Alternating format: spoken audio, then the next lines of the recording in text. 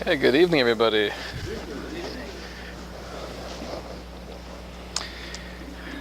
Welcome.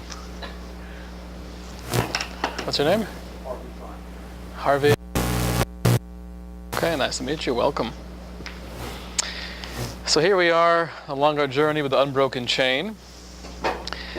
And we're in the time period here between the year 1242 BCE and 879 BCE. And this period was known as the period of the Judges, which really lasted from after the death of Joshua up until Samuel and the beginning of the monarchy. Last week we spoke about the death of Joshua, and then we got into Devorah, one of the great judges of her time. This week I'd like to focus on another righteous woman by the name of Ruth. Ruth lived in the same time period, and if we look on together here on page 1, this is the very beginning, just to give you a structure. In the Tanakh, in the Jewish Bible, how many books are there altogether? Anybody know? I'll give you multiple choice. 18, 24, 32.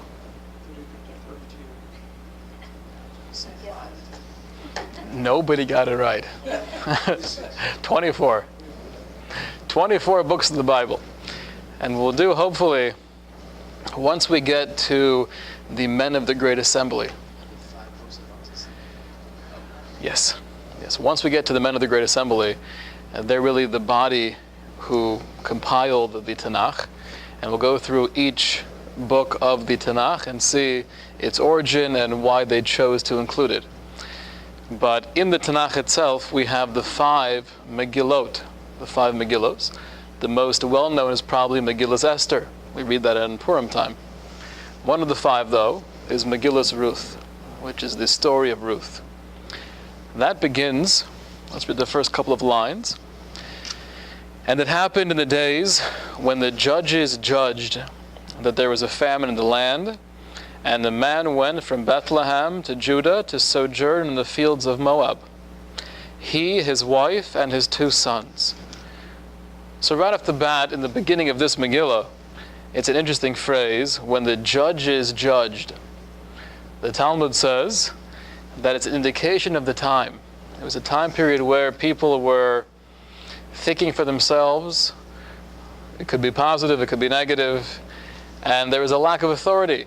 Before the establishment of the monarchy, you didn't have that one powerful ruler, and therefore the Talmud says it was a time where they judged the judges. No one's good enough. Any political leader will make fun of him, will find all of his flaws. And you see that nowadays as well. Right? There are many, many real negative sides to every politician.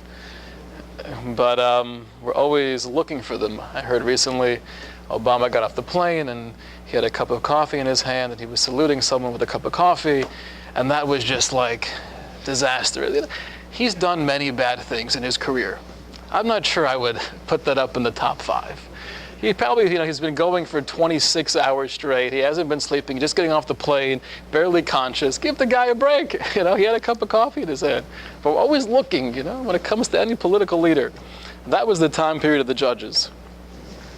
So we have a man, his wife, and his 2 sons. And they leave Israel and they go to Moab because there is a famine. The man's name was Elimelech. His wife's name was Naomi, and his sons were named Machlon and Chilon. They were from the tribe of Ephraim. They came to the field of Moab, and there they remained. Where is Modern day Moab. Utah. Okay.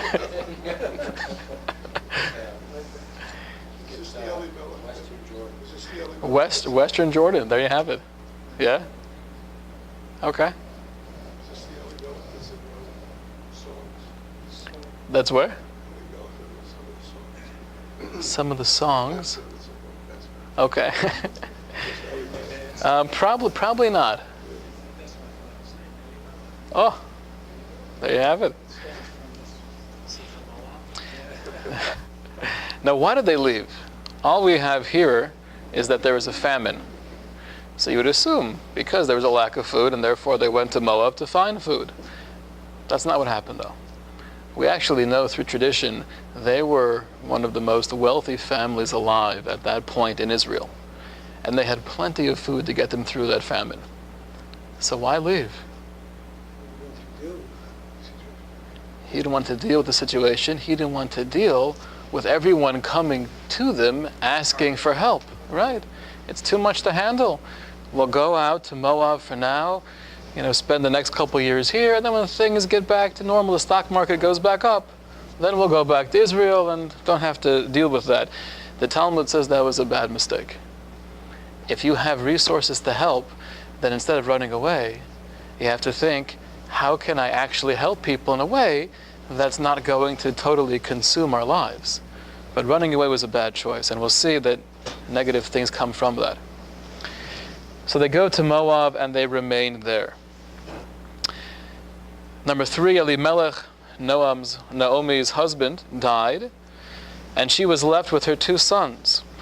So what did 2 young men do when living in Moab? They married Moabite women, one named Orpah and one named Ruth. And they lived there about 10 years. So initially they had in mind to go there for a little while, wait out the famine and go back, but they lived there about 10 years. Then the 2 of them, meaning the 2 sons, Machlon and Chilon, also died. And the woman was bereft of her 2 children and of her husband. So we find something that is going to be a reoccurring theme throughout all of history. And we see this here with Machlon and Chilon. We'll see it in the establishment of the Second Temple, and we'll see it through every country in every exile that we sojourn, which is, when we're in a foreign land, we marry foreign women. I got a call from a mother a while back. She was complaining that her son married a non-Jewish girl. And she was saying, I raised him so well, and I always made the point that no matter what you do, no matter what level of religiosity, you have to marry a Jewish girl. And I can't believe he disobeyed me. So I asked the question, and we have this relationship. I was able to be pretty frank with her. I said, well, he went to public school, right? Yeah, but that's besides the point. I told him, I gave him the values, I made it clear that we as parents want you to marry somebody Jewish. When you're in public school and you're living a life with lots of non-Jewish friends, you can't blame the kid. He meets a lovely young lady named Christina, and she's gorgeous, and she's kind, and they have a great time together. What do you want from the kid? It's not his fault. Depending on the setting, depending on the environment, will be our social life. Depending on the social life, will be our married life. That's what happens here. I got a call from my sister-in-law. This interesting one. She's a therapist, and she's seeing a couple now for a while, a Jewish guy and a non-Jewish girl. And she says, she's the sweetest girl. And she knows that the reason that David is not jumping into marriage is because she's not Jewish. And she knows that I am Jewish and I'm religious. This is my sister-in-law speaking. And she asked me the question, can you please just explain to me, just give me some insight. Why does it make such a difference? Why can't he just love me for who I am? And she didn't know what to say. So she said, well, actually, my brother-in-law is a rabbi. I'll give him a call. No pressure. So there are really 2 answers or 2 approaches. And here's what many people say, and I don't think it works. Option number 1. David, do you realize that we've been here for over 2,000 years as a nation? And your grandfather would have died for his religion, and now you're just marrying out of the faith? What's that going to do to the Jewish people? We might not survive another 2,000 years because of you. That's the classic Jewish guilt. Does that work? What would you say? Why not?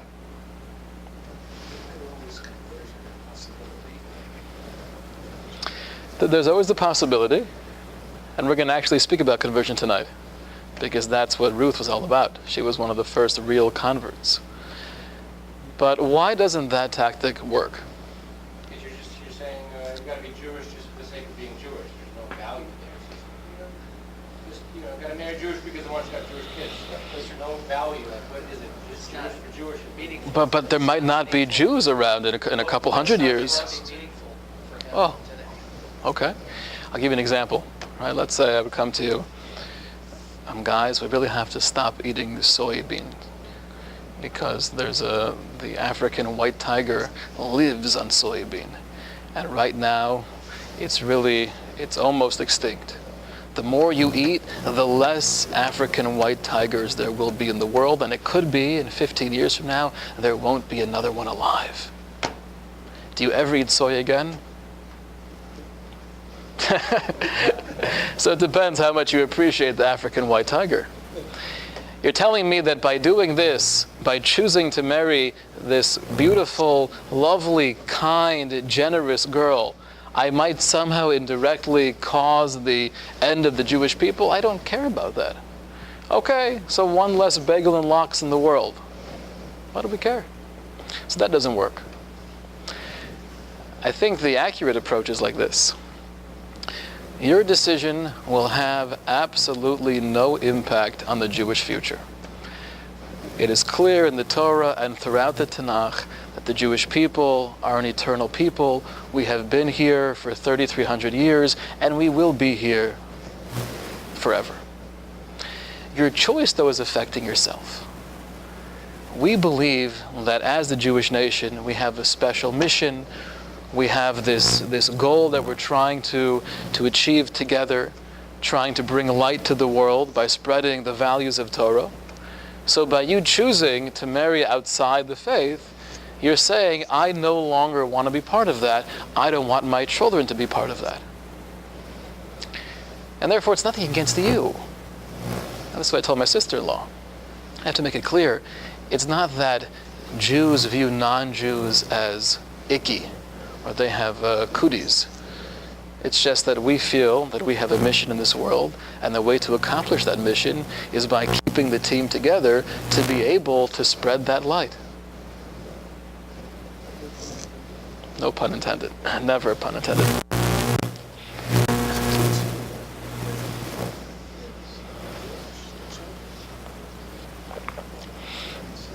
And we're going to get there as well tonight. You're stealing all my thunder tonight. All right, so let's go a little bit onwards here.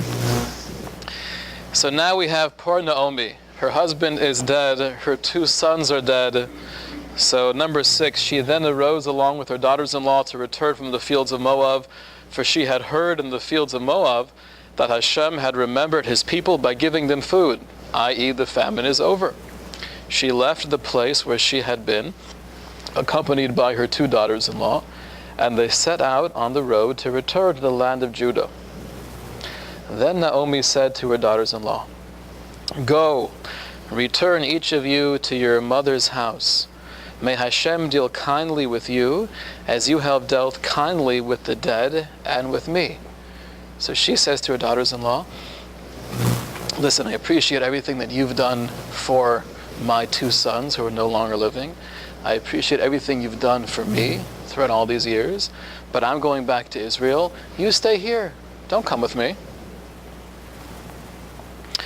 May Hashem grant you that you may find security, each in the home of her husband, that you should get remarried and start life over again. She kissed them, and they raised their voice, and they wept. And they said to her, No, we will return with you to your people. And the story goes on where Naomi says, No, don't come with me. Stay here. This is your home. This is your religion. There's no need for you to follow me back to Israel. Let's jump to 14. They raised up their voice and wept again. Orpah kissed her mother-in-law. She kissed her to say goodbye. Okay. But Ruth clung to her. But Ruth had nothing else to do but stay with Ruth. I'm not going back to my home. I'm not staying here in Moab. I'm going back to Israel with you. So she said, look, your sister-in-law has returned to her people and to her God. Go follow your sister-in-law. But Ruth said, do not urge me to leave you, to turn back and not follow you. For wherever you go, I will go. Where you lodge, I will lodge. Your people are my people, and your God is my God. Where you die, I will die, and there I will be buried. Thus may Hashem do to me and more, if anything but death separates me from you. So Ruth is saying, no matter what you say, I'm not staying here in Moab. I want to go back to Israel with you. Nothing is going to separate us. And it's not just the relationship, but I want to be Jewish. Your God is my God. What's that? They're not Jewish, the women that married, that's not. Right, so they're Moabite women. Your God, she said, return to your God, so they're not Jewish. Right, they were just Moabite women. Okay. They have a pagan background. Naomi is Jewish. But now Ruth is saying, I want to go with you back to Israel. I don't want to leave you, and I want to become Jewish as well. So number 18, when she saw she was determined to go with her, she stopped arguing with her. At that point, when she saw she was the real deal, then she stopped urging her to go back home. So this is a very fundamental passage here because we see many, many insights into the idea of conversion. Question? If they are more the descendant of the daughters of God, they have some kind of I mean, there could be something there, but officially the descendants of Abraham are what we're calling Jewish, and they weren't really part of that family. So we see here a couple of very fundamental things regarding some of the laws of conversion and some of the philosophy behind conversion. Number one is, Naomi wasn't trying to encourage her to convert. She kept on pushing her back. No, it's not for you. Stay here with your family. Stay here with your religion. And this, the Talmud says, is really our perspective on converting that's been true throughout all of the centuries. When somebody comes to you and says, I'm really inspired, I really love Judaism, it feels right, is your response, okay, come, I'll tell you everything about it. I'll throw you in the mikveh and make you one of us. That's not the Jewish response. It's always been, that's great, but I'm not here to convert you. And if anything, I try to dissuade you. Now the question is why? Why is that our take on the situation? If anything, it has not been tactically a very smart move. If we would have been proactive throughout all the centuries, if we would have done what Islam did or what the Christians did, where we conquer places with the sword and say, convert or die, we might have more than 13 million Jews in the world right now. Why is it that we never did that? Going back to the times of Naomi. Yes?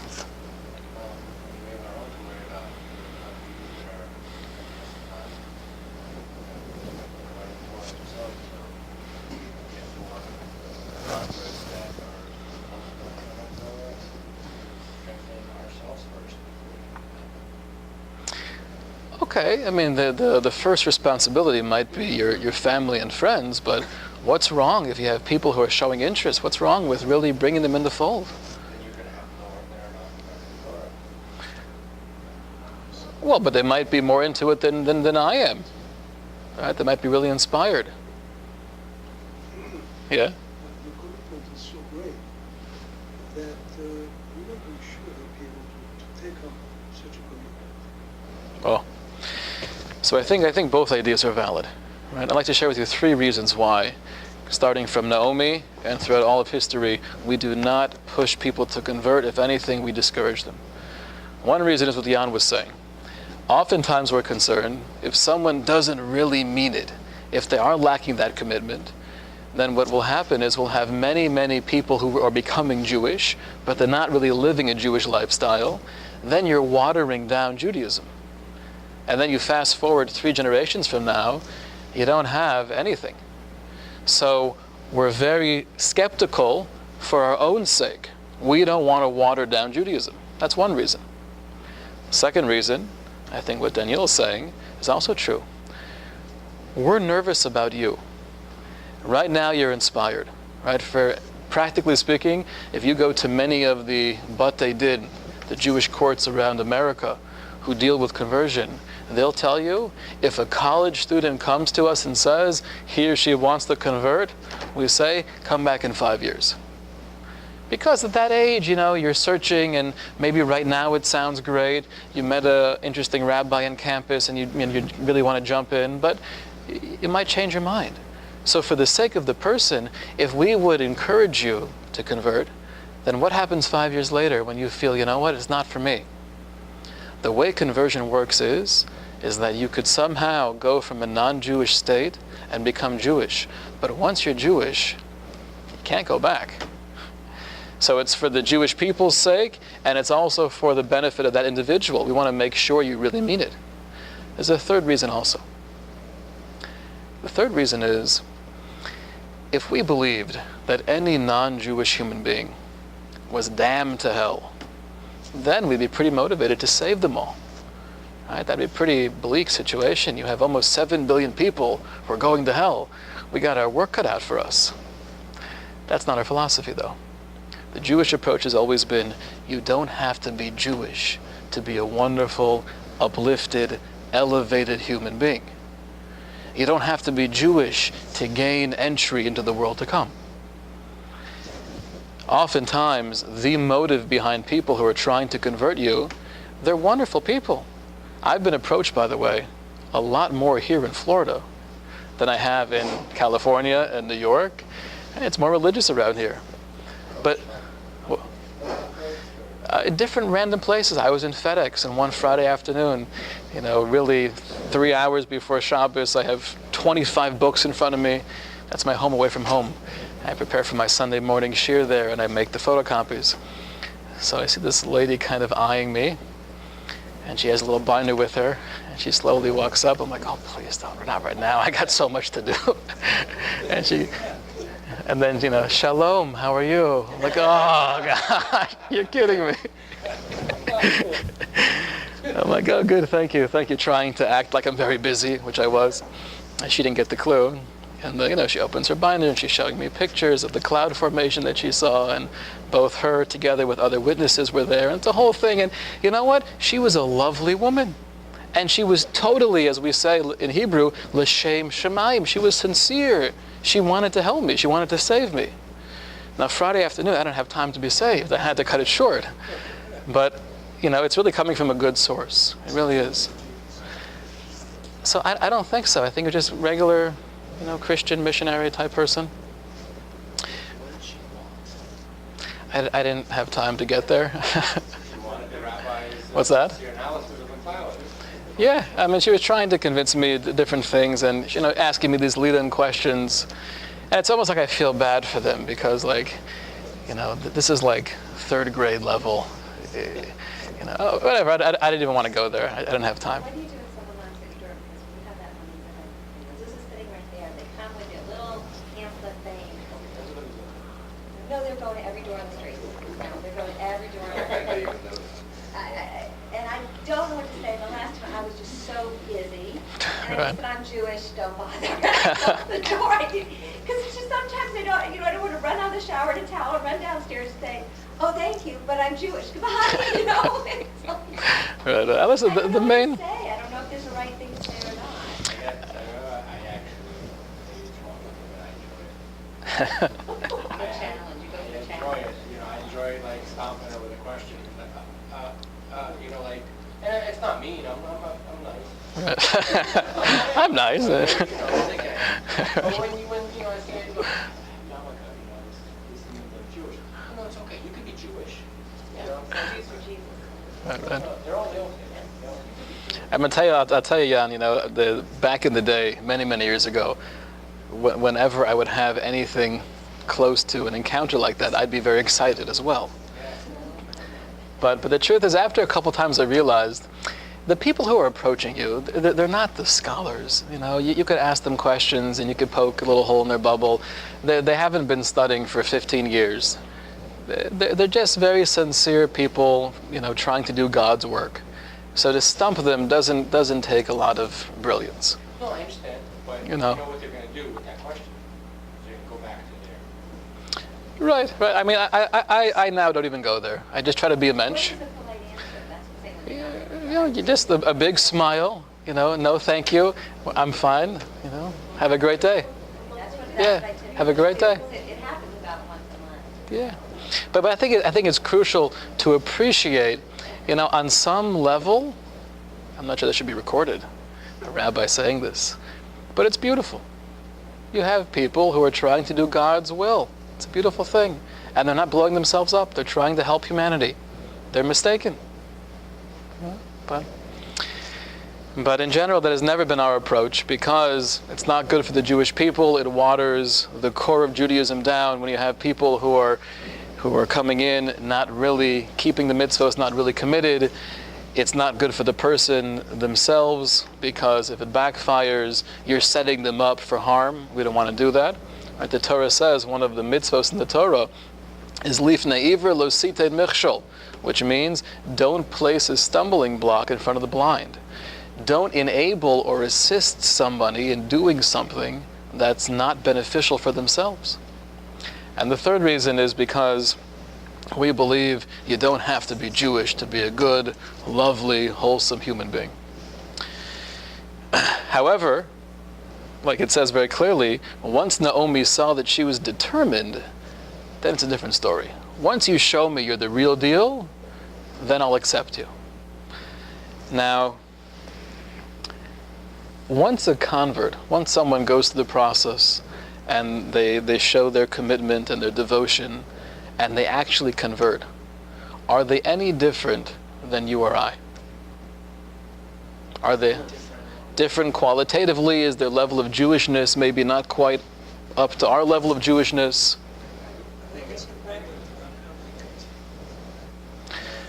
Well, as long as they convert in the official, authentic way, which we'll discuss what that way is, but if you do that, even if, 2 years later, you're back to whatever you were doing beforehand, you are still a full-fledged Jew just as much as you and I. Because they're supposed to get into your soul at the moment of conversion. Oh, now that's really an interesting idea. Well, when you think about it, how does conversion work? And that gets back to the more basic question, like you brought it before. Well, how do we define a Jew? So if you take the more liberal approach, a Jew is anyone who believes in the basic ideas of the Torah and embraces the belief of one God. So then, if you now believe in Judaism, then you could be a Jew. It doesn't take much. But that's not true. The Talmud says in many places, this has always been the authentic Jewish perspective, that being a Jew is not based on your system of belief. It's not based on your moral code. It's not based on eating gefilte fish. It's only based on a Jewish mother. Right? So just like in the physical realm, there are certain realities to nature. There are also certain realities in the spiritual realm. The way a human being is infused with the Jewish neshama is through the mother. The mother is really the more direct creator, and from the mother, that determines your Jewishness. So if that's true, then it's very hard to understand, well, how do I convert? How do I somehow change that? How does it work? Works like you accept what is the Torah. Right, so really, well, there's three steps to conversion. For a man and 2 steps for a woman. Right? For a man, you have 2 which are pretty easy. Circumcision and going in a mikvah. Doesn't take much to do that. The third, though, is accepting upon yourself to follow the instructions of the Torah. Right? And a woman, she has to go to the mikveh, and again, she has to accept upon herself following the instructions of the Torah. That is the main component of conversion. And the truth is, in America, over the last 100 years, we've had a lot of different people out there doing conversions and really focusing on step 1 and 2. Circumcision, okay. Mikveh, okay, you're good to go. Do you want to be Jewish? Yes. It doesn't work. Right? You know. The Seinfeld episode where his non-Jewish friend converted, so that when he converted, he could tell Jewish jokes to everybody. You know the one about the dog and the bar mitzvah? Oh. Bar mitzvah. Well, basically, they went to the rabbi and they said, listen, I really want to give the dog the bar mitzvah. It's part of the family by now. And I'm sorry, we don't do that. He said, we only give human beings bar mitzvahs. He said, Rabbi, Charles has been with us for the last 13 dog years, and we'll give you $5,000 donation to you or the shul if you give him a bar mitzvah. I'm sorry, we have certain limitations to what we could do. Rabbi, Charles needs a bar mitzvah. I'll give you $25,000. Rabbi says, ooh, he didn't say he was Jewish. Okay. That we could do. But throughout the last century in America, it's been a very confusing situation with conversion, because you'll have rabbis that are out there and they're not demanding from the person who wants to convert an acceptance of following the instructions of the Torah. And therefore, it doesn't work. It doesn't work. And it's a big issue in Israel. And till this very day, it's raging right now with what qualifications do you need for real conversion. And even to have that discussion in the political arena is so absurd. This is something decided by politicians. It's been decided 1,800 years ago in the Talmud. It's been codified over 500 years ago in the Code of Jewish Law and the Shulchan Aruch. It's been clear throughout our whole existence, the definition of a Jew and the definition of conversion. Yeah. What do the politicians? Who do the politicians Jewish? What do they say? I don't even know what they're saying right now. But the fact that it's even in their ballpark is just absurd.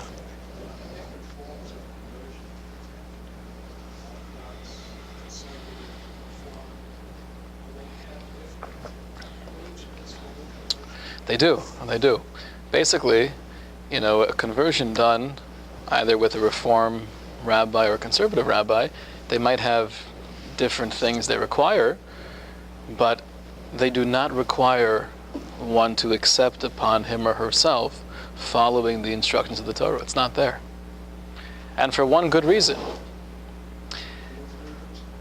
Yeah, I'm saying in that movement, it's a whole different worldview.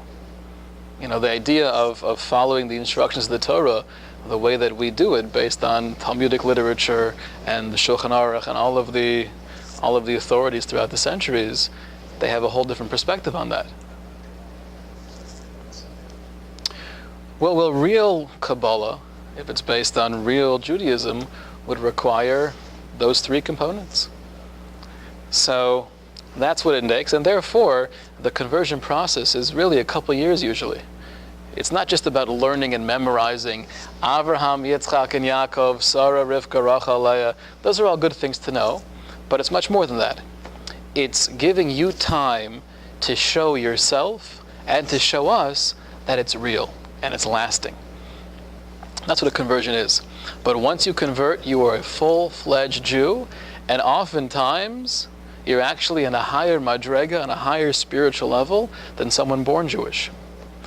There's actually a discussion. We say a bracha every morning, and it's the bracha we say before we read the Torah on Shabbos.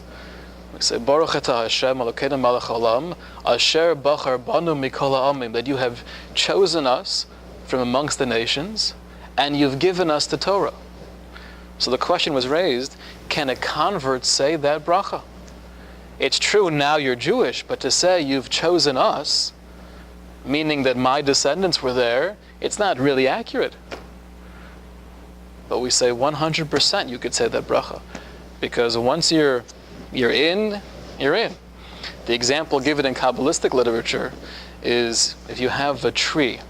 The Jewish people are called the Elon Shel Avraham, the tree of Avraham. And if you could imagine this tree that's firmly rooted in the soil, and you have hundreds of thousands of branches coming out, representing the root Jewish souls, when you convert, you become one of those branches. And therefore you're connected to the same source of that tree, the same way any other Jew is. I'll share also another Kabbalistic idea, once we're on the topic.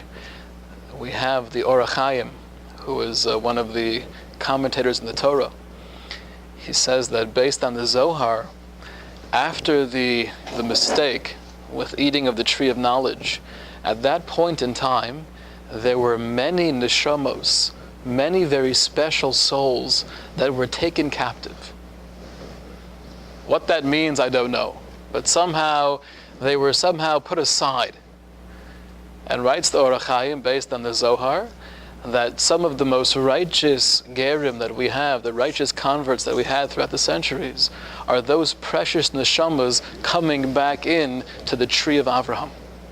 And he says that's why many of our greatest personalities have been converts. Ruth being one of them. Onkelos, yeah, many of the great personalities. Okay, so here we have her converting and joining her mother-in-law. They go back to Israel. I want to jump now to the end of the book. This is page 2. And that Ruth meets a man named Boaz, and eventually they get married. This is source 2, number 13. And so Boaz took Ruth, and she became his wife, and he came to her.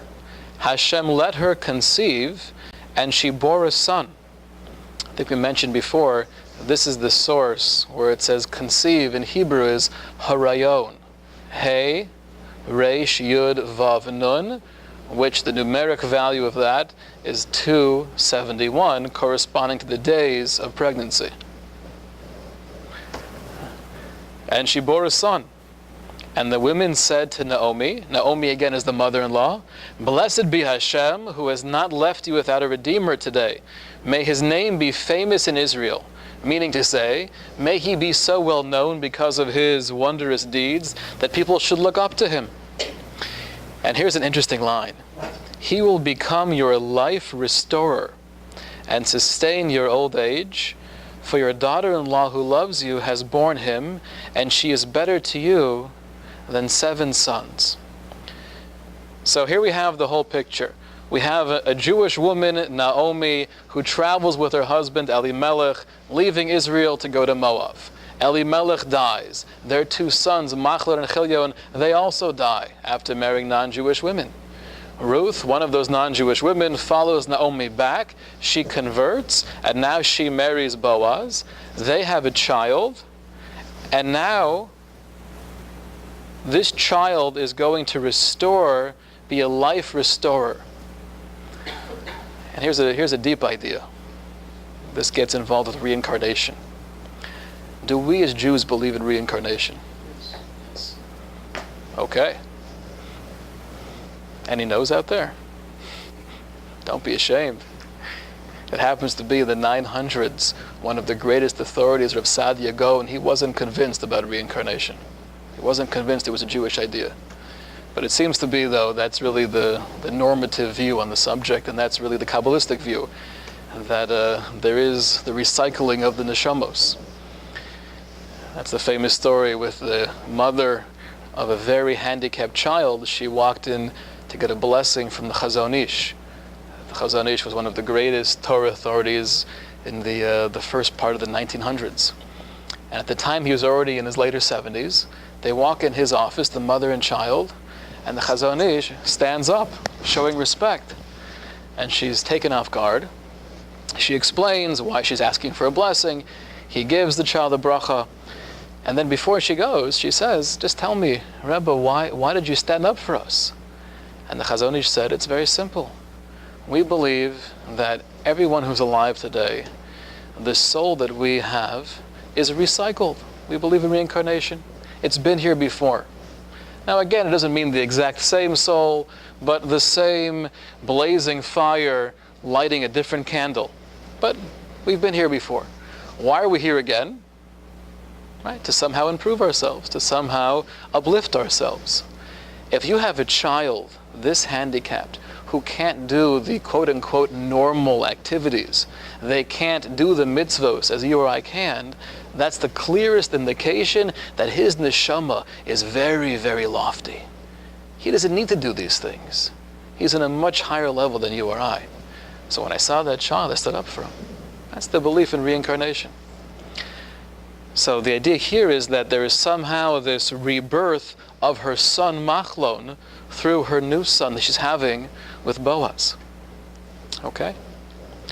This is also part of the deeper idea behind the interesting mitzvah in the Torah. One is not allowed to marry his brother's wife, even if his brother dies. Once she was married to my brother, I can never marry her if they have children. If they don't have children, then there's actually a mitzvah to marry her. Why? Same idea. That somehow, if they haven't yet had children, and then his brother passes away, by getting married to each other and hopefully having a new child, that's somehow bringing back part of the dead brother's neshama into the world. We're getting very mystical tonight. A lot of Kabbalistic things. Okay. Number 16. Naomi took the child and held it in her bosom, and she became his nurse. This is the grandmother. The grandmother is now nursing her grandson. The neighborhood women gave him a name, saying, a son is born to Naomi. They named him Oved. He was the father of Ishai, who was the father of David. David meaning King David. So here we have this interesting lineage. We have a Moabite woman coming from a pagan culture, growing up, bowing down to idols, and then converting, marrying Boaz, being the mother of Oved, who was the father of Ishai, who was the father of King David, and through the lineage of King David, we will have the Mashiach. The Messiah comes through King David, who comes from the Moabite woman. It's a very important lesson there. It doesn't matter where you come from. It matters where you are. It doesn't matter what family I'm born into, what last name I have. It's who I make myself. Now it's interesting. Where did Boaz come from? Boaz being the husband of Ruth. What was his background? Let's take a look here. That's the last line of the Megillah, 18. Now these are the generations of Peretz. Peretz begat Chetzron, and Chetzron begat Ram, and Ram begat Aminadav, Aminadav begat Nachshon, Nachshon begat Salma, Salmon begat Boaz, and Boaz begat Oved, Oved begat Ishai, Ishai begat David. Okay, what is the point of that? Kind of anticlimactic. Here we have this beautiful story, and we're going to end the whole Megillah by giving us a list of names of where Boaz comes from. Boaz comes from Peretz. Who was Peretz? Let's rewind a moment, a couple hundred years, and that's source number 3.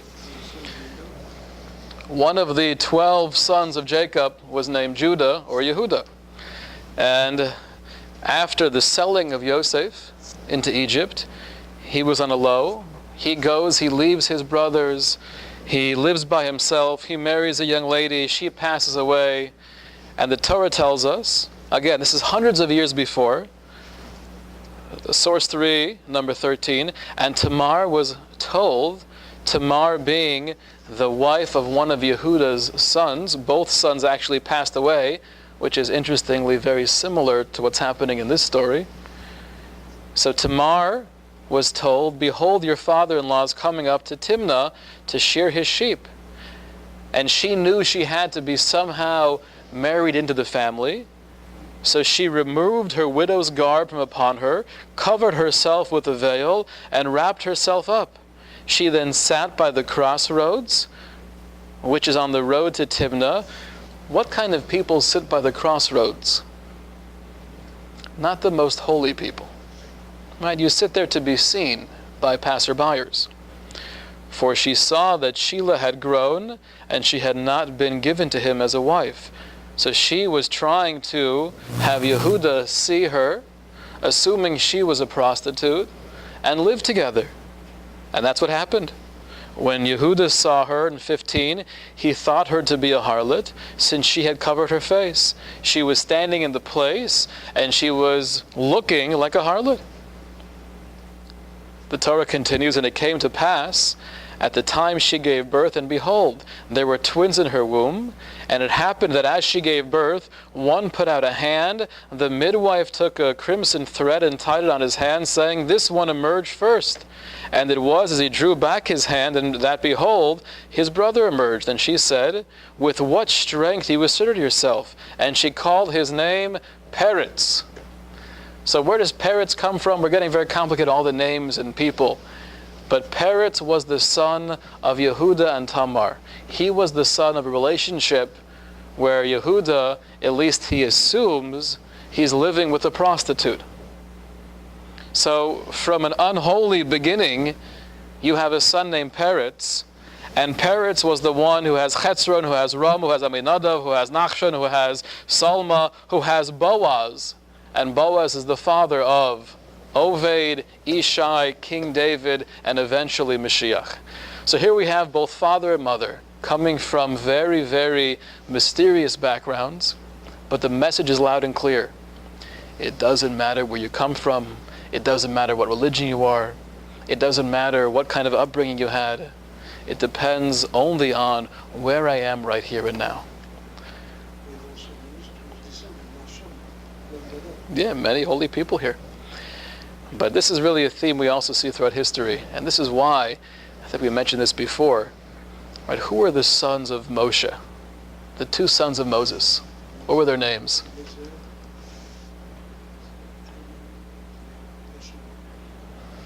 So even Daniel took a while to come up with those names.